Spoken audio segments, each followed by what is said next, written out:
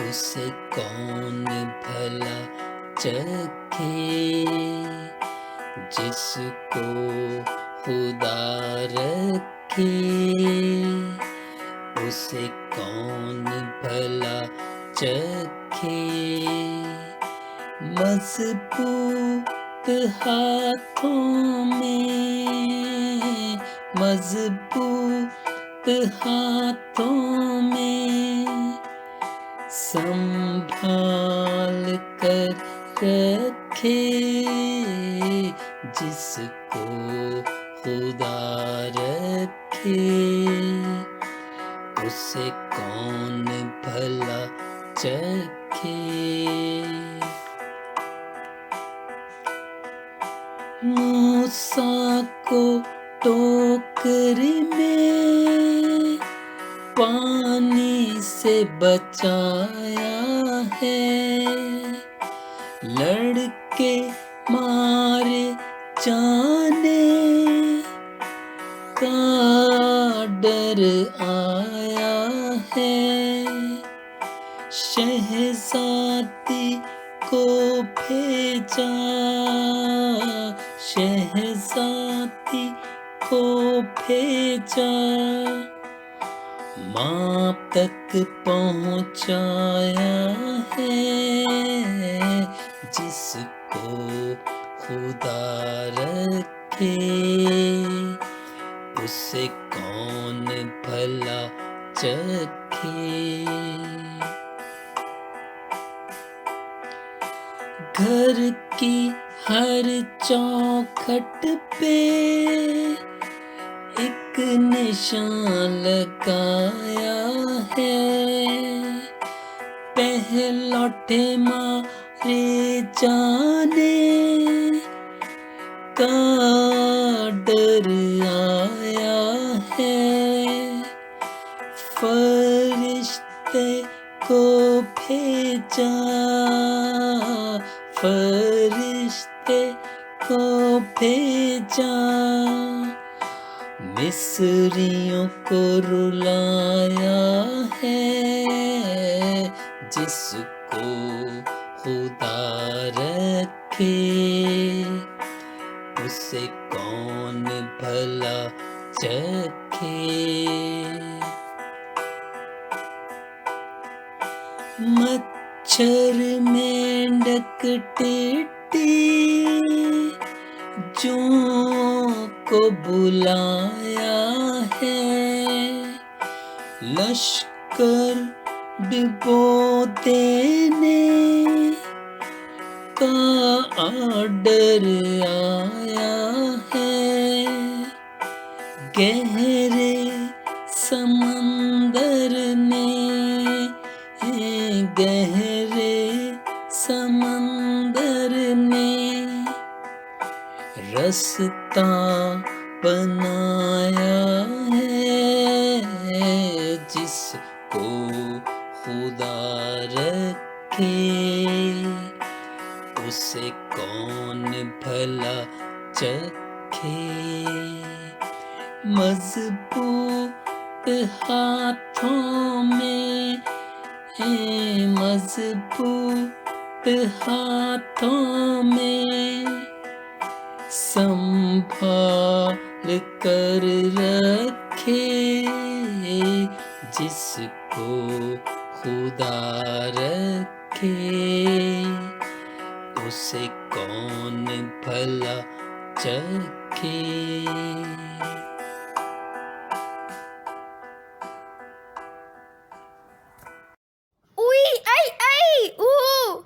क्या बात है डिम्पी, तुम्हें क्या हुआ है? क्यों इतना शोर मचा रही हो? गुड्डू बचकर, पीछे हो जाओ, यहाँ एक मेंढक आ गया है। ओ भागो यहाँ से, मुझे मेंढक से बहुत डर लगता है। बारिश क्या होती है, हर तरफ मेंढक निकल आते हैं। बारिश में मेंढक और गर्मियों में तुम्हारी जूइयाँ। मामा देखो, भाई मुझे तंग कर रहा है। अच्छा सॉरी ना, चलो छोड़ो, आज एक खास कहानी सुनते हैं जिसमें जूइयाँ और मेंढक और खून का जिक्र है। ओह अच्छा। बच्चों, खुदा ने मूसा और हारून से कहा कि मैं मिस्र में बड़े काम दिखाऊंगा, निशान दिखाऊंगा, अजीब काम दिखाऊंगा, ताकि मिस्री जाने कि मैं जिंदा खुदा हूँ। तू फिरौन बादशाह के पास जा, वो दरिया के किनारे है, और उससे कह कि मेरी कौम को जाने दे, ताकि वो मेरी इबादत करें। अब वो जाते हैं और क्या कहती हैं ये तो हम सुनेंगे कहानी में। तो आए चल के सुनते हैं हम कहानी। बच्चों, मूसा और हारून खुदावंद के कहने के मुताबिक दरिया पर फिरौन बादशाह से मिलने को जाती हैं और फिरौन बादशाह से कहती हैं, आए बादशाह, खुदावंद जिसका नाम मैं जो हूँ सो हूँ फरमाता है मेरे लोगों को जाने दे, ताकि बियाबान में मेरी इबादत करें। और खुदावंद फरमाता है कि तू इससे जान लेगा कि मैं खुदावंद हूँ। देख, मैं अपना हाथ दरिया के पानी पर मारूंगा और दरिया का पानी खून बन जाएगा। बादशाह ने कहा, नहीं नहीं, मैं जाने नहीं दूंगा। फिर बच्चों, मूसा और हारून ने खुदावंद के कहने के मुताबिक अपनी लाठी को उठाकर उसे फिरौन और उसके खादमों के सामने दरिया के पानी पर मारा। और बच्चों, उसी वक्त दरिया का सारा पानी खून बन गया और सारी मछलियां भी मर गईं। सारे मुल्क मिस्र में जहां जहां पानी था, दरियाओं में, नदियों में, झीलों में, तालाबों में, यहाँ तक कि जो उनके बर्तनों में पानी था वो भी सबका सब खून बन गया। और बच्चों, इसी तरह 7 दिन गुजर गए और मुल्क मिस्र में कोई पानी नहीं था, सारा का सारा पानी खून बन गया था। फिर मिस्रियों ने पानी पीने के लिए कुएं खोदे ताकि कुओं से पानी हासिल करें और पानी को पिए। बच्चों, खुदावन ने फिर मूसा और हारून से कहा कि तुम फिर फिरौन बादशाह के पास जाओ और उससे कहो, खुदावन फरमाता है मेरे लोगों को जाने दे ताकि वो मेरी इबादत करें, और अगर तू उनको जाने न देगा तो देख, मैं तेरे मुल्क को मेंढकों से मारूंगा। मूसा और हारून खुदावंद के कहने के मुताबिक फिरौन बादशाह के पास जाते हैं और उससे कहते हैं, आए बादशाह, खुदावंद जो हूँ सो हूँ फरमाता है मेरे लोगों को जाने दे ताकि वो मेरी इबादत करें। बादशाह ने कहा, नहीं नहीं, मैं जाने नहीं दूंगा। फिर बच्चों, मूसा ने और हारून ने अपनी लाठी को हाथ में लिया और लाठी को दरियाओं पर, नदियों पर और झीलों पर बढ़ाया। और बच्चों, जैसे ही उन्होंने लाठी को बढ़ाया उसी वक्त फौरन सारे मुल्क मिस्र में मेंढक ही मेंढक आ गए, मेंढक ही मेंढक आ गए। उनके घरों में, उनके खेतों में, उनके शहरों में, उनको कमरों में, उनके बर्तनों में, हर जगह मेंढक ही मेंढक, मेंढक ही मेंढक थे। तब तो बादशाह परेशान हुआ। उसने मूसा और हारून को बुलवाया और कहा, आए मूसा, आए हारून, अपने खुदा से शिफायत करो, यानी दुआ करो कि मेंढक मेरे मुख से चले जाएं और मैं इन लोगों को जाने दूंगा ताकि वो खुदावंद की इबादत करें। मूसा और हारून ने कहा, कब मेंढक तेरे मुल्क से खत्म हो जाए? तो फिरौन बादशाह ने कहा, कल। तो मूसा और हारून ने कहा, आए बादशाह, तेरे कहने के मुताबिक ही हो, कल मेंढक तेरे मुल्क से खत्म हो जाएंगे ताकि तू जाने कि खुदावंद हमारे खुदा की मानित और कोई खुदा है ही नहीं। और फिर बच्चों, मूसा और हारून ने खुदावन से कहा और खुदावन ने सारे मुल्क के मिस्र से मेंढकों को मार दिया। और जब सारे मेंढक मर गए तो वहां बहुत बदबू आने लगी। और फिर उन्होंने उन मेंढकों को जमा किया। और जब सारे मेंढक मर गए तो फिर फिरौन बादशाह बच्चों फिर बदल गया और उसने लोगों को जाने नहीं दिया और उसने कहा नहीं नहीं तुम नहीं जाओगे। बच्चों, खुदा ने मूसा और हारून से कहा अब तुम अपनी लाठी को जमीन की गर्द की तरफ बढ़ाओ, यानी जमीन की मिट्टी की तरफ बढ़ाओ ताकि तमाम गर्द जुएं बन जाए। और बच्चों, उन्होंने जैसे ही अपनी लाठी को जमीन की गर्द की तरफ बढ़ाया, उसी वक्त सारे मुल्क के मिस्र की गर्द मिट्टी जुएं बन गई, जुएं बन गई।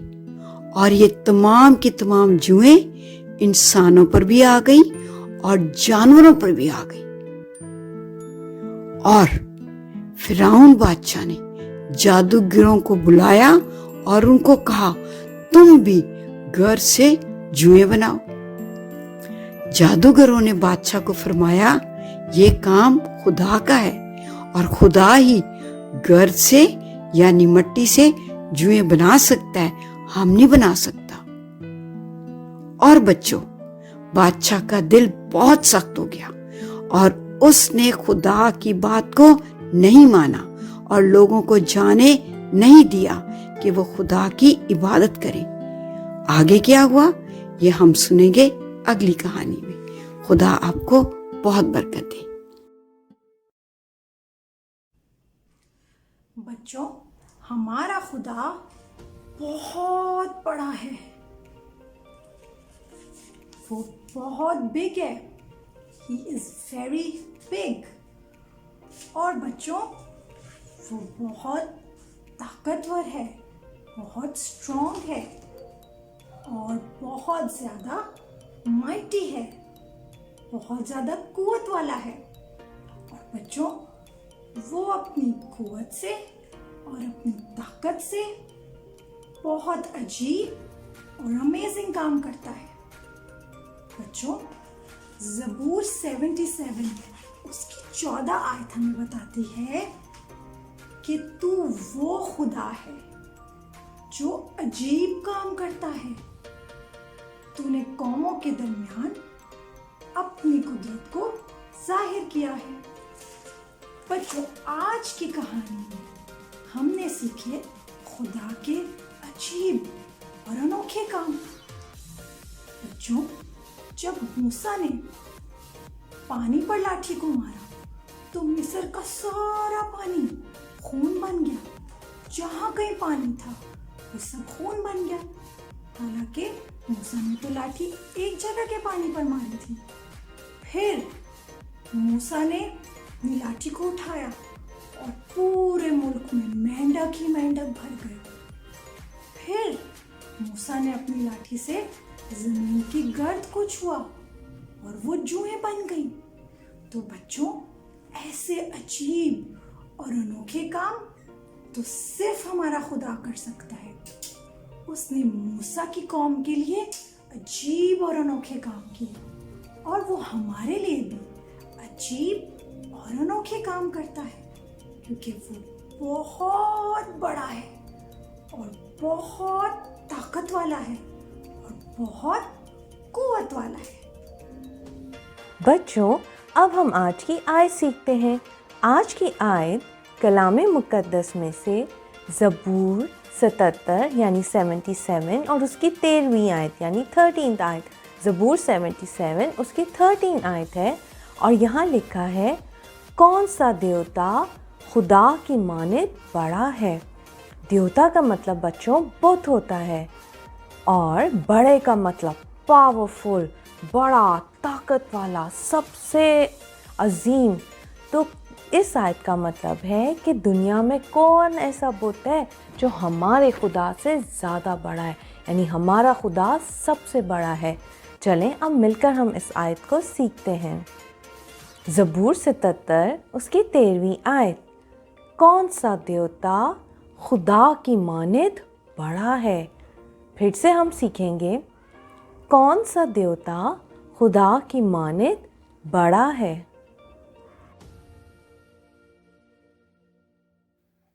बच्चों, हमने कहानी में सीखा कि खुदा ने फिरौन बादशाह को कहा कि मेरे लोगों को जाने दे, पर उसने जाने नहीं दिया। और जब उसने जाने नहीं दिया तो फिर खुदा उन पर आफतें लेके आया। आफत का मतलब है मुसीबत, दुख। तो खुदा उनके ऊपर दुख लाया। तो हमने 3 आफतों के बारे में इस दफ़ा सीखा है। पहली आफत जो उनके ऊपर आई, पानी का खून बन जाना। ये हमने लाल पेपर से ये बनाई है पहली आफत। और दूसरी आफत जो उन पर आई थी वो आई थी मेंढक, और हमने ग्रीन पेपर से बनाए हैं मेंढक। और तीसरी आफत जो उन पर आई थी वो थे मच्छर, हमने ब्राउन पेपर से बनाए हैं मच्छर। आप सब भी इसी किस्म का या इससे अच्छा आर्ट वर्क बनाकर हमें भेजें, हम अपने प्रोग्राम में इसको शामिल करेंगे। यूँ आप भी हमारे प्रोग्राम का हिस्सा बन जाएंगे।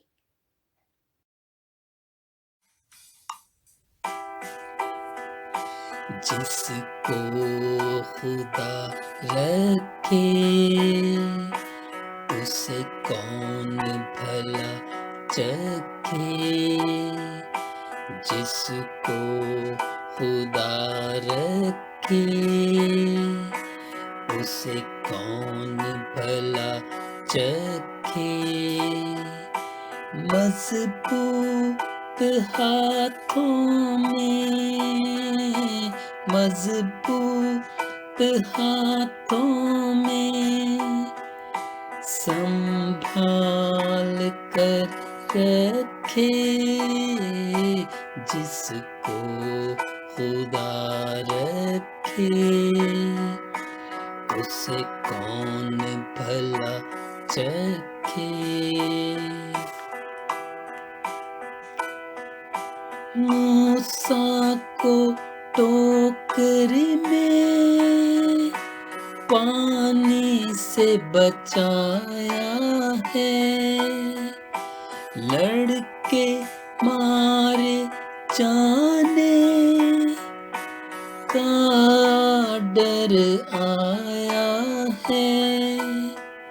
शहजादी को भेजा, शहजादी को भेजा, माँ तक पहुँचाया है। जिस खुदावंद खुदा, तेरे बेटे यीशु के नाम से मैं इन तमाम बच्चों पे तेरी बरकत चाहती हूँ। ये तेरे कलाम को सीखते रहें, समझते रहें, अमल करते रहें। इन्हें रूहानी तौर पे बरकत दे, जिस्मानी तौर पे बरकत दे। ये सेहतमंद रहें, तंदुरुस्त रहें, अच्छा पढ़ें, अच्छा लिखें और हमेशा तरक्की करें। यीशु मसीह के नाम से आमीन। बच्चों, आप सब कैसे हैं? इस दफ़ा का होमवर्क जो मिस ने आपको दिया था वो थोड़ा सा मुश्किल था, क्योंकि वो काम था ईंटें बनाने का। और बच्चों, आपको पता है ईंटें बनाना बहुत मुश्किल काम है। इसके लिए पहले मिट्टी लानी पड़ती है, उसको गूंदना पड़ता है, फिर सांचे में उस मिट्टी को डालकर ईंटें बनाई जाती हैं। और यकीनन आप सब ने भी ये काम बहुत मेहनत से किया है। तो चलें देखते हैं हमें किन किन बच्चों ने ईंटें बनाकर भेजी। सबसे पहले हमें ऑस्ट्रेलिया से इलाई सरदार ने और सैद सरदार ने ईंटें बनाकर भेजी हैं।